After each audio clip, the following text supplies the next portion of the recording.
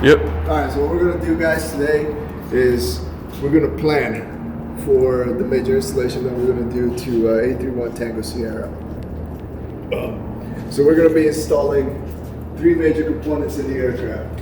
We're going to be installing a Garmin 430W, and that is basically GPS unit with 8 watts. With WAAS. Alright. Next up, we're going to be installing an NGT 9000 transponder. And we're going to be installing a KI 206 CDI. So those are the 3 major components we're going to be installing in the aircraft. In order to do that, we got to plan like crazy. It's super important to plan because we want to have the aircraft down as little as possible. So if you start working on it right now, the aircraft can be down for 1-2 weeks. So we want to plan, make sure that when we touch the aircraft, we touch it as little as possible. So that's what we're going to do. Now that we know the components that we're going to be installing, we need to know what components those components are going to interact with, right? So let's take the 430 for example. So we have the Garmin 430 unit.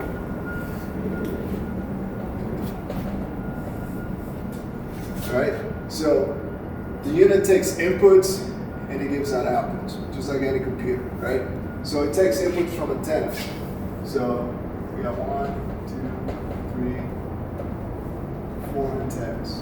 No, we got more than 4 antennas, but we'll start out with 4 right now. So the 4 antennas that we're going to be using are the comm antenna, right? So we can communicate, we can use that for the radios. And then we're going to be doing ILS, localizer, and VOR. Crappy handwriting. Let's try that again. All 3 antennas are the same. ILS, localizer, VOR, right? So it's 3 antennas for that. In addition to that, it's going to take another GPS antenna, right? And now, this is in and out. Same with this. This is in, and this is in. Right? Now, we need to understand what other components, other than the antennas, is the Garmin 430 going to be talking to. So we know it's going to be talking to the CDI that we talked about, the CDI we're going to be installing. So this is the CDI KI 206. Right? Now, what else do you think is going to be communicating with, Rich? Does it look like in the Apache with 430? Does it get positioning or anything? Like, it's giving it to... It's good for the GPS. And so, another thing we're going to be talking to is going to be the NGT 9000 that we talked about. So that new transponder? The new transponder, yeah. That's actually L3 links. Name of the transponder. Look it up. You guys in a second. It's an awesome transponder. And so it's also going to be communicating with that. Now the NGT 9000 has also got antennas, just like this. It's going to have a ADSB in, out, and it's going to be communicating back and forth with the Garmin 430.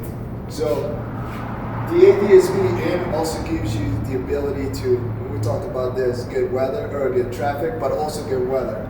So you're going to get subscription-free weather the whole time you're flying. And so it's going to be displayed on the NGT 9000. But it's also going to be able to communicate with the Garmin 430, and you're going to be able to see it there as well, along with traffic. I'm not 100% sure if it also does traffic, but I know it does weather. So And that's just those 3 units themselves. So now what we need to understand is, all right, so these 3 units are going to be talking to each other, but how are they going to be talking to each other? So in the manual, it all goes back to the installation manuals. You have to read the installation manuals for this, as well as the equipment that is currently installed in the aircraft. So we have to go through the aircraft manuals, understand what equipment is installed in there, go through the installation manual of those pieces of equipment, and then understand how to make and communicate between all of these components.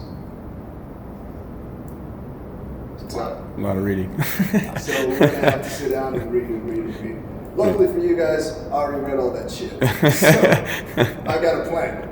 Perfect. But I want you guys to read it on your own and kind of figure out how they came up with that plan. Now it's going to be difficult because you guys don't have the background that I do. And not to brag, but I was already in it. I designed airplanes. Right. So I know how this shit works. But if you guys go read it, understand it. If you don't understand it, ask me questions because that's what I'm here for. Trying to transmit all this information to you guys so you guys can figure out and eventually do it on your own because this is highly marketable skill. All this piece of equipment, with the exception of the CDI, has a back plate kind of like a rack. And what the rack is just basically kind of like a box in a sense, right?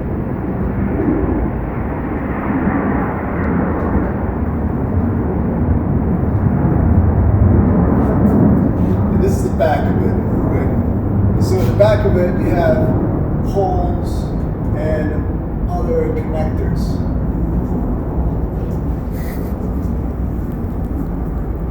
And that's where you hook up the camera plugs that we were talking about, like right here. So you have 1, 2, and 3, and this is the unit right here.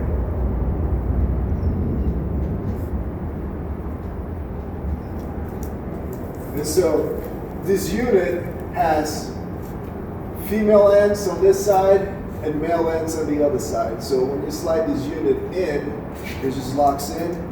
And in the front face of it, you have a hole for an Allen key, which is usually 3/32, I believe.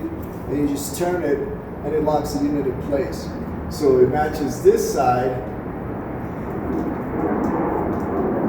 with the inside of this side of the rack. So this is the rack, and this is the unit. And this is going to be for both Garmin 430 and for the transponder, the NGT 9000. And so when we build the wiring harnesses, we're going to be building the wiring harnesses that get connected to this, right? And so this is going to go inside. There's just going to be a hole.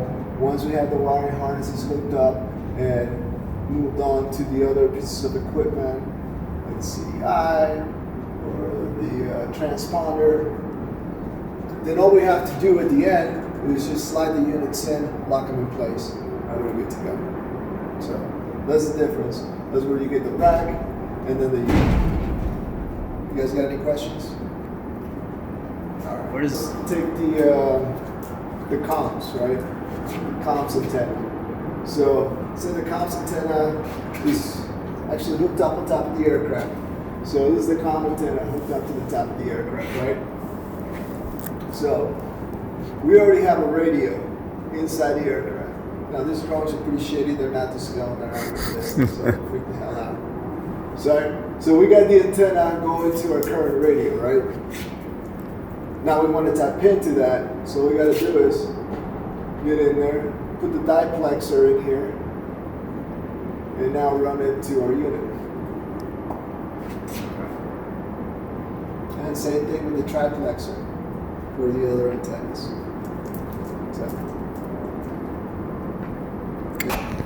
Alright, so now that we understand what units we're going to be installing, how they talk to each other, not only how they talk to each other, but who are they going to talk to, and what signals they're going to be taking in and out from the antennas and from other units.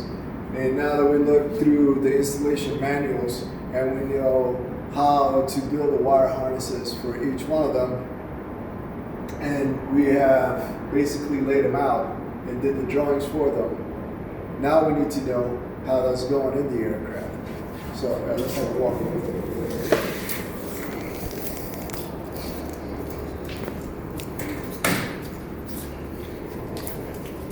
So the first thing that we need to do, especially with the antennas, is we need to figure out which antennas do what. So you see a whole bunch of antennas here. How do we know which ones do what and which ones we're going to be tapping into? So that's where going into the aircraft manuals and understanding which antennas do what and how we're going to get access to them is very important. So to actually get access to these antennas,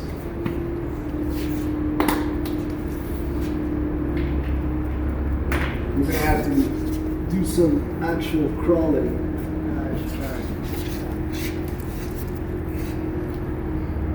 You want to crawl in there, Hercules? Yeah, I'll do all this. You guys just go home.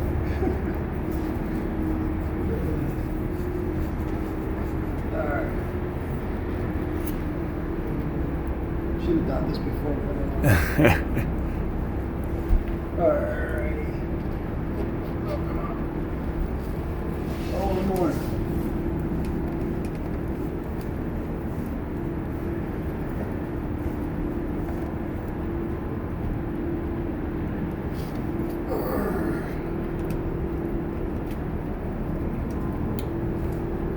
All right. Let me see this. See if I can. So this is what I'm talking about right here. Getting access to all of that in there, and being able to. Here, I'll get you. Let me get out. Go in there, tap into those wires, route them correctly by either putting C clamps along the ribs. You can see them right here, but inside they have places where you can hook up wires and route them through. So we have to take into consideration what the manual says as far as routing them next to power or signal cables. And be able to tap into this, as well as being able to measure from here all the way up to the cockpit correctly, so we use the right amount of wire, so we're not in there splicing and dicing. We already have the wire spliced, so all we have to do is go in there, boom, boom, boom, boom, boom, have them already routed. Because again, the most important thing, obviously beyond safety, is to have the aircraft down as little as possible. So that's the next step. It's understanding how we're going to route them, how long, how much cable we're going to need, and then order the right amount. How we're going to splice into them, and how is it going to interface with the aircraft. So. Crazy. I was over at the terminal, so I didn't have to deal with any of it, luckily. But You guys are feeling like crazy, huh? oh yeah. All right, so now we know what components we're going to be installing. We need to know where we're going to be installing them. And so the FAA has many regulations about where you're going to be installing them. And so the manual, for instance, the manual for the Garmin 430 tells you all the restrictions on where you can put your instrument, and you guys are going to have to read that manual in order to understand the instructions. And so, for instance, the manual says that for the field of view of the pilot, the 430 unit has to be installed within 13, I believe it's 13 inches center line of the yoke. So like somewhere around here, it has to be installed. And so what we're going to do is, since the Garmin 430 already has a nav radio and it already has a comm radio, we're going to remove one radio, and we're also going to be removing and replacing this transponder. So this one and this one are going to be gone. This one is going to move up, and we're going to be installing the 430 down here. We have room here. We're going to be installing the transponder, the NGT 9000 in here. If not, we'll put the Garmin 430 or the Garmin 430 here, possibly the transponder here. We'll play with it. We have to look at the dimensions and see if it can be done. But that's also part of the planning process. All right. We're going to be part of the installation also is that we're going to be installing circuit breakers, and that's basically this area right here. This is all your circuit breaker panels. So we're going to have to find room to install their circuit breakers, either by figuring out which circuit breakers are not being used and replacing them, or possibly drilling some holes and installing the circuit breakers in that way. So, you guys have any questions so far? Yeah. Okay.